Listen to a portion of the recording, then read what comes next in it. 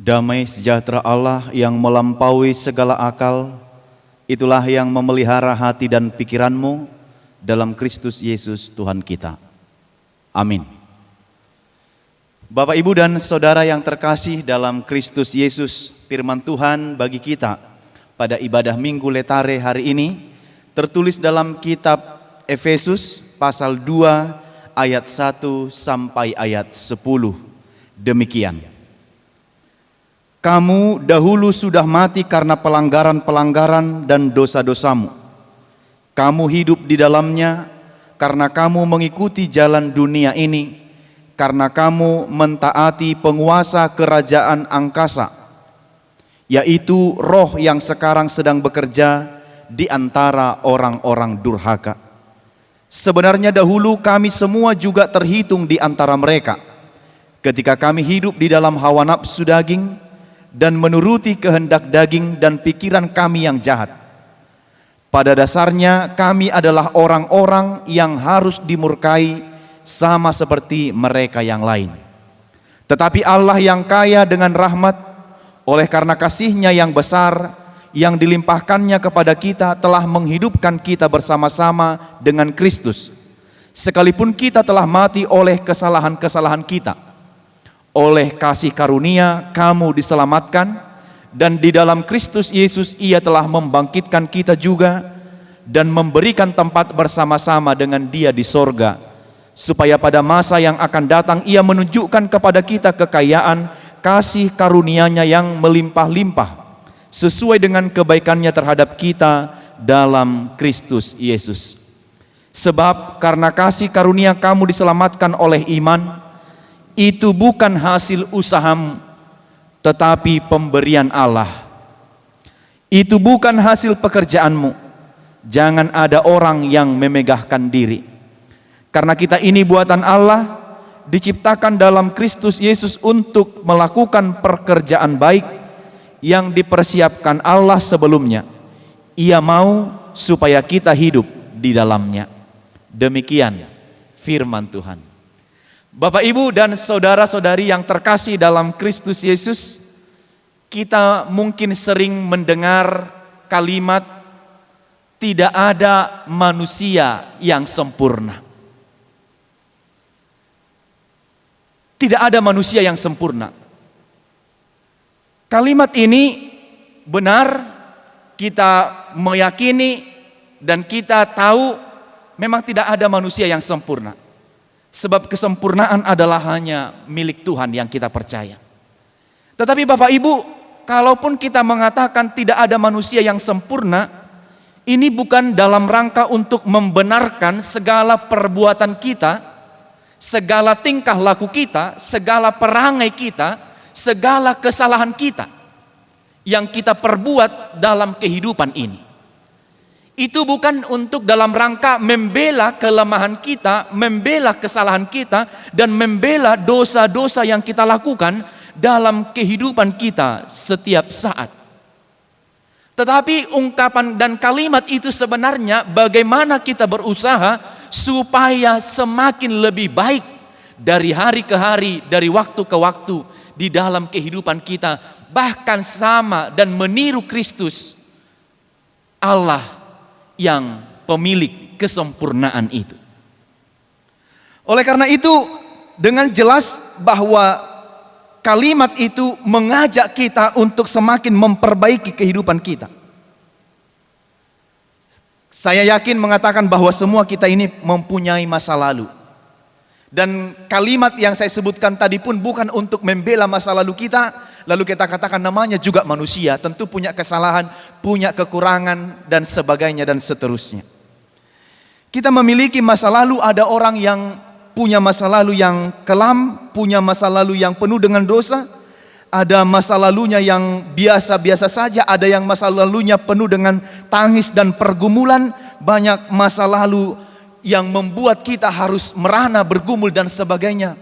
Tetapi mengingat masa lalu bukanlah sesuatu kekeliruan atau kesalahan.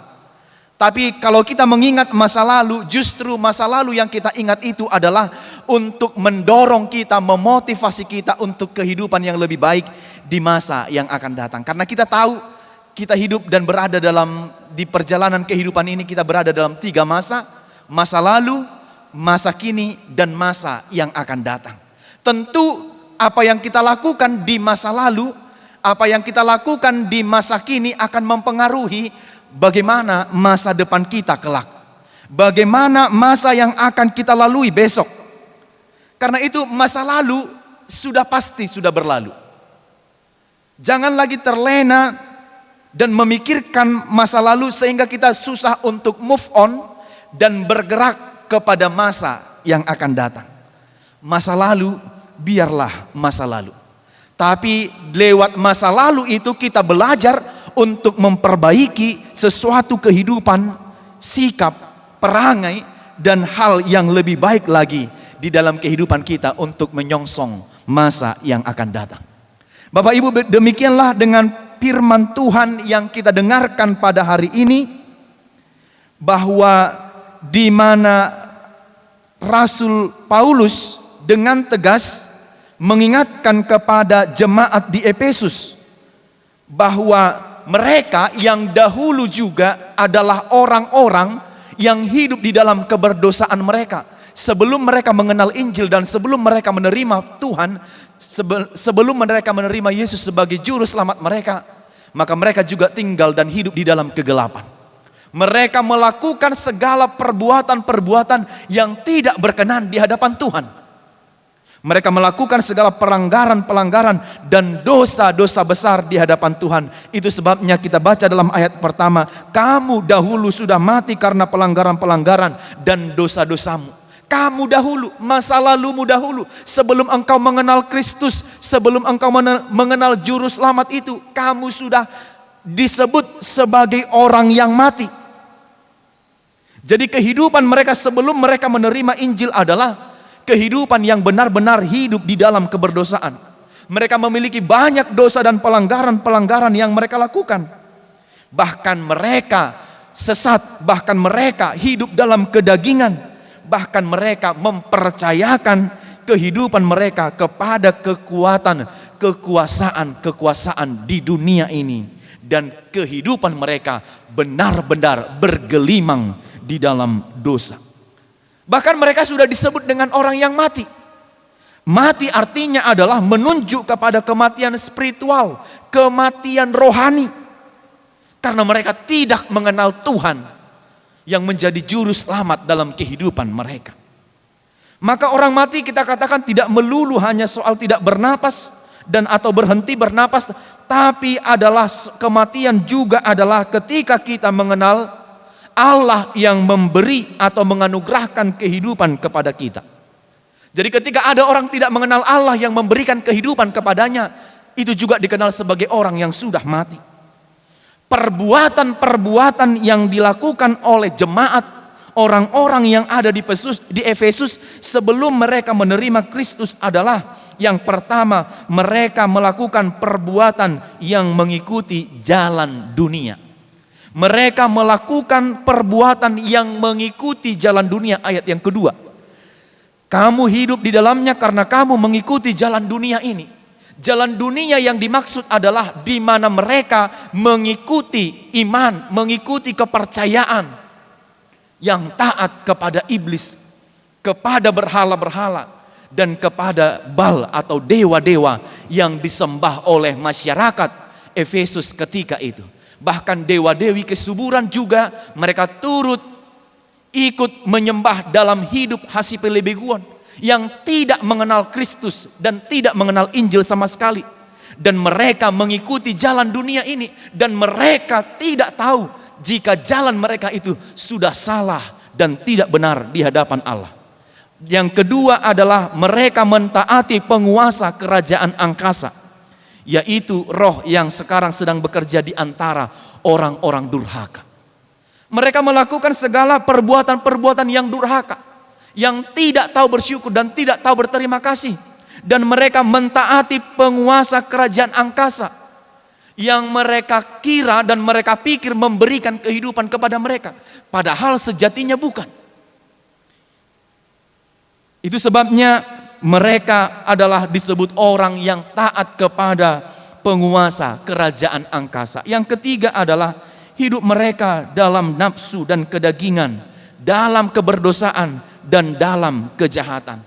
Bahkan ketika itu masih marak di kota Efesus melakukan penyembahan-penyembahan kepada dewi kesuburan, dan mereka melakukan itu dalam sepanjang kehidupan mereka dan berkeyakinan kepada itu.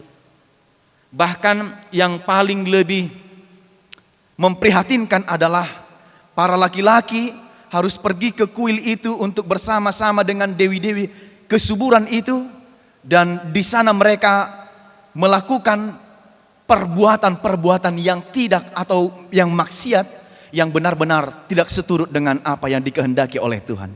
Jadi semua perilaku itu adalah perilaku yang menuju kepada kematian. Perilaku kesesatan, tidak ada yang berkenan di hadapan Allah, mendukakan hati Tuhan. Kalau kita mengingat dosa-dosa kita mungkin di masa lalu, atas apa yang pernah kita alami, atas apa yang pernah kita lakukan, mungkin hari ini kita begitu sangat menyesal, lalu kita bertanya, kenapa aku dulu sampai melakukan dosa yang seperti itu? Kenapa aku dulu harus melakukan kesalahan yang seperti itu?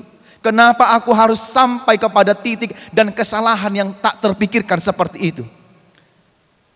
Demikianlah orang-orang di Efesus ini dalam kehidupan mereka sudah dan telah, sebelum mengenal Kristus mereka tinggal di dalam keberdosaan. Tetapi bagaimana selanjutnya kehidupan mereka setelah mereka mengenal Kristus?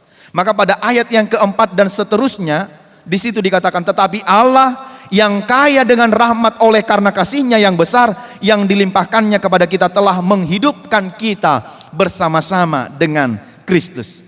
Maka sekarang dengan tegas diingatkan oleh Rasul Paulus, beginilah kehidupan yang hidup di dalam Kristus.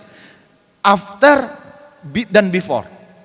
Sebelum dan setelah mengenal Kristus. Maka setelah mengenal Kristus dan menerima Injil, kita akan membuang segala kejahatan-kejahatan itu dan meninggalkan segala perilaku-perilaku keberdosaan.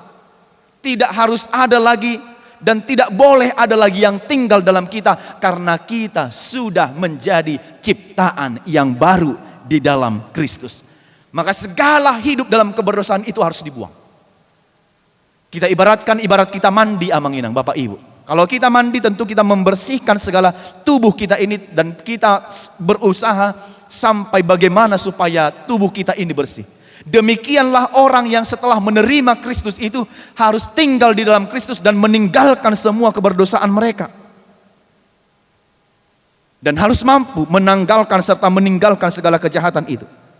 Maka mereka harus memegang Allah dan harus meninggalkan kekuatan-kekuatan yang ada di dunia ini. Memang benar bahwa semua orang telah berdosa dan telah kehilangan kemuliaan Allah, dan upah dosa ialah maut. Maut sama dengan, bisa saja kita artikan dengan kematian. Maka sebenarnya kematian akan menjadi bagian kita, jabar tahamatean. Tapi karena kemurahan Tuhan, karena kasih karunia-Nya yang menghidupkan itu, Dia tidak menghendaki kematian orang berdosa, tetapi Dia mau orang-orang yang berdosa itu kembali kepada jalan yang benar, meninggalkan segala keberdosaannya, kembali kepada jalan Tuhan, supaya memperoleh kehidupan yang kekal sampai selama-lamanya. Demikian juga Nabi Yehezkiel pernah mengingatkan, aku tidak berkenan kepada kematian orang fasik, tetapi kembalinya orang fasik itu kepada jalan yang benar, supaya mereka hidup. Hal itulah yang disampaikan oleh Rasul Paulus dalam firman Tuhan hari ini. Maka Allah menghidupkan kita dengan kasih karunia-Nya. Itu sebabnya dalam ayat 4 sampai ayat yang ke-7 disampaikan, Allah yang kaya akan rahmat. Bapak Ibu, Allah itu adalah Allah yang kaya akan rahmat, bukan miskin dengan rahmat, tetapi Dia kaya dengan rahmat-Nya. Tidak mengingat-ingat segala kejahatan kita, tidak mengingat-ingat segala dosa kita, pelanggaran-pelanggaran kita. Walaupun dosamu merah seperti kain kesumba, maka Allah akan membersihkan, memberikan pengampunan kepadanya. Kasih-Nya besar, sudah kasih-Nya rahmat-Nya kaya, kasih-Nya besar dilimpahkan pula kepada kita dan menghidupkan kita bersama dengan Kristus, sekalipun kita sebenarnya adalah orang-orang yang sudah mati dalam kesalahan kita dan sudah mati dalam keberdosaan kita. Tapi oleh karunia kita diselamatkan oleh Allah.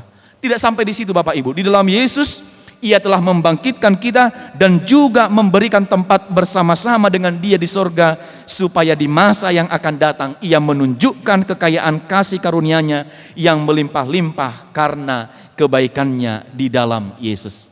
Karena itu dengan jelas, karena kasih karunialah kita diselamatkan. Sekali lagi, keselamatan itu kita peroleh karena kasih karunia dengan iman kepada Kristus. Keselamatan karena kasih karunia dan iman, sola gratia dan sola fide, bukan hasil usaha kita, bukan karena pekerjaan perbuatan baik kita, bukan hasil pekerjaan baik kita, bukan karena amal kita. Sebab kalau amal yang menentukan keselamatan, harus berapa banyak amal yang kita perbuat, harus berapa banyak perbuatan baik yang harus kita kerjakan menjadi ukuran supaya kita selamat. Tetapi dikatakan keselamatan itu adalah karena kasih karunia Tuhan. Karena itu pemberian Allah, kemurahan Allah, kebaikan Allah dalam kehidupan kita. Bayangkan, kita adalah orang-orang yang tidak selayaknya mendapat kehidupan itu. Tapi karena kebaikan dan kemurahan Tuhan, kita memperoleh keselamatan. Tidak ada orang yang dapat memegahkan diri di situ. Tidak ada orang yang dapat menyombongkan diri. Karena ternyata keselamatan yang kita peroleh adalah keselamatan yang karena kemurahan Tuhan. Bapak Ibu, saya boleh ibaratkan ini ibarat seorang yang hidup dalam mencari kehidupannya dengan mengemis. Sebenarnya kehidupan kita di hadapan Tuhan tidak jauh dengan hal yang seperti itu. Orang yang kita lihat mengemis, meminta-minta di pinggir jalan itu, ketika orang menjatuhkan uangnya sebegini, disitulah dia. Lalu dia yakin dia akan makan hari itu. Sebenarnya kehidupan kita yang bergantung kepada Tuhan pun demikian. Kalau bukan karena kasih karunia Tuhan, kita tidak dapat melakukan apa-apa dan kita bukan siapa-siapa di hadapan Tuhan. Karena itu tidak ada yang bisa disombongkan. Hidup ini hanya karena pengasihan Tuhan, karena kemurahan Tuhan semata. Tanpa Dia kita tidak apa-apa dan tidak siapa-siapa. Itu sebabnya kita harus menyadari kita ini adalah buatan tangan Allah. Kita ini adalah ciptaan baru, dicipta di dalam Kristus Yesus. Kita tidak lagi hidup di dalam keberdosaan, tidak berulang-ulang lagi jatuh ke dalam lumpur keberdosaan, tetapi kita harus melakukan apa yang berkenan di hadapan Tuhan. Dan Dia mau kita melakukan dan hidup di dalam perbuatan baik sebagai buah dari keselamatan kita karena anugerah dan iman. Maka buah imanku, buah keselamatanku adalah harus melakukan perbuatan yang baik. Karena itu Bapak Ibu dan Saudara yang dikasihi Tuhan, firman ini sangat menguatkan kita dan meneguhkan percaya kita bahwa sebenarnya hidup kita ini murni hanya karena kemurahan Tuhan. Jangan sombongkan hidupmu. Jangan angkuh dan tidak taat kepada Tuhan. Jangan kau lebih banyak menghabiskan waktumu untuk berleha-leha, menghabiskan segala waktumu, kepunyaanmu hanya untuk menyenangkan dirimu sendiri. Ingat, hidupmu hanya karena anugerah Tuhan semata. Apakah yang hendak disampaikan firman ini yang menjadi penguatan dan peneguhan bagi kita di dalam menjalani kehidupan kita sehari-hari supaya kita tetap kuat dan beriman teguh kepadanya? Paling sedikit ada 3 hal Bapak Ibu. Yang pertama, kita diciptakan untuk perbuatan baik. Maka hidup kita harus mau berubah dan harus mau diperbaharui. Hidup di dalam dosa, memang ada orang katakan nikmat, enak begitu, dinikmatinya hidup di dalam keberdosaan. Tetapi akhir kehidupan orang berdosa adalah kematian yang selama-lamanya. Jika dia tidak mau taat dan kembali kepada jalan Tuhan. Maka hidup dinyatakan hidup yang baik jika kita mau berubah dan jika mau diperbaharui oleh Tuhan ke hal yang lebih baik. Bukan seperti ungkapan orang Batak, da birbir hubak kubak, saya songonima mula hulak. Tidak ada perubahan. Hari berganti, tahun berganti, bulan berganti, tetap masih begitu. Kemarin sudah bergereja, besok melakukan kembali kesalahan yang sama, kejahatan yang sama, menggunjingi orang juga dengan hal yang sama, menggosipi orang dengan hal yang sama.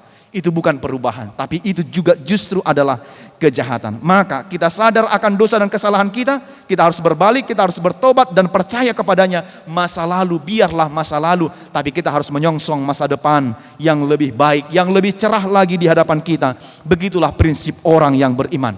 Selesaikanlah dirimu hari ini dengan dosa.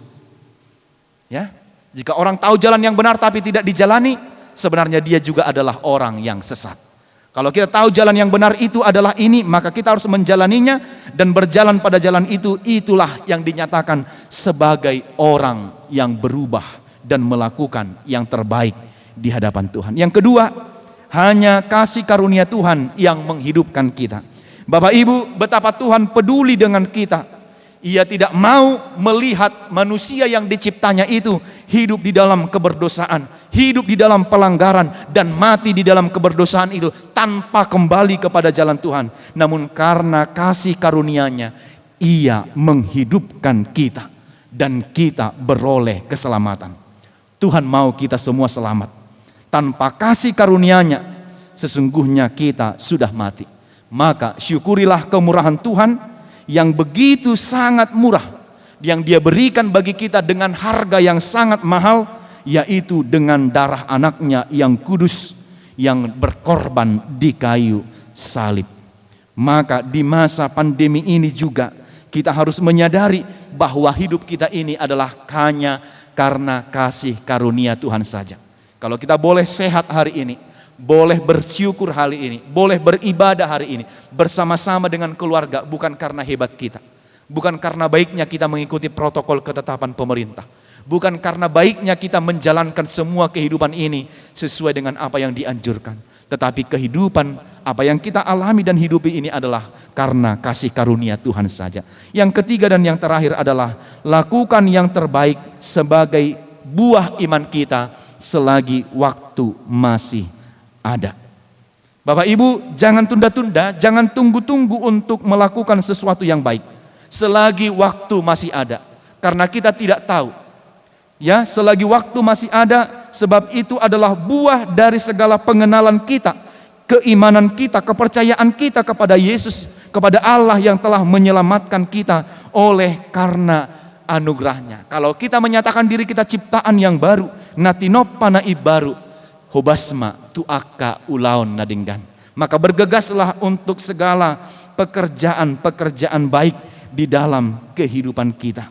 Maka sekali lagi, keselamatan kita adalah karena anugerah Tuhan, bukan karena perbuatan-perbuatan baik kita, bukan karena pekerjaan-pekerjaan baik yang kita lakukan, bukan karena amal kita sesuai dengan konfesi kita HKBP.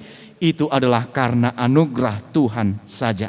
Kalau kita berbuat baik, kita itu adalah karena buah iman kita. Jangan puji dirimu sendiri, tapi pujilah Tuhan kalau engkau, kita semua bisa melakukan kebaikan di hadapan Tuhan.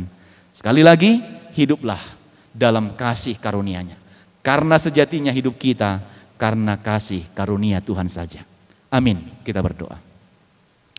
Bapa di dalam surga, kami bersyukur dan berterima kasih menerima firman-Mu pada minggu hari ini, yang mengingatkan kami bahwa hanya kasih karunia-Mu sajalah yang menghidupkan kami. Sejatinya kami dahulu adalah orang-orang yang sudah mati di dalam dosa dan pelanggaran serta kesalahan kami. Tapi karena begitu baiknya dan begitu karena kemurahan-Mu yang Kau berikan kepada kami, maka Engkau tidak berkenan akan kematian orang fasik. Engkau menebus kami dengan darah anak-Mu Yesus Kristus yang berkorban bagi kami. Karena itu, biarlah kami mempercayai dan meyakini segala pengorbanan Yesus dalam kehidupan kami, sehingga kami tetap hidup di dalam Dia dan melakukan apa yang berkenan di hadapannya sebagai buah dari keselamatan dan penebusan kami karena anugerah dan iman kepadamu. Terima kasih untuk firman-Mu yang menguatkan kami. Ajarlah kami untuk tetap meyakininya di tengah-tengah perjalanan kehidupan kami di dunia ini, terlebih di tengah kondisi pandemi yang masih sedang kami hadapi. Biarlah kasih karunia-Mu saja yang menghidupkan kami, dan di dalamnya kami berjalan seturut dengan kehendak-Mu. Berkati semua jemaat-Mu yang beribadah di dalam setiap ibadah di rumah, di gereja. Biarlah kiranya tetap mereka meneguhkan hati iman serta kepercayaannya hanya kepada-Mu saja. Berkati bangsa dan negara kami ini, pulihkanlah kami agar kami segera pulih oleh karena kemurahan Tuhan saja. Terpuji nama-Mu, ampunkan dosa dan pelanggaran kami. Hanya di dalam Kristus Yesus kami berdoa dan bersyukur kepada-Mu. Amin.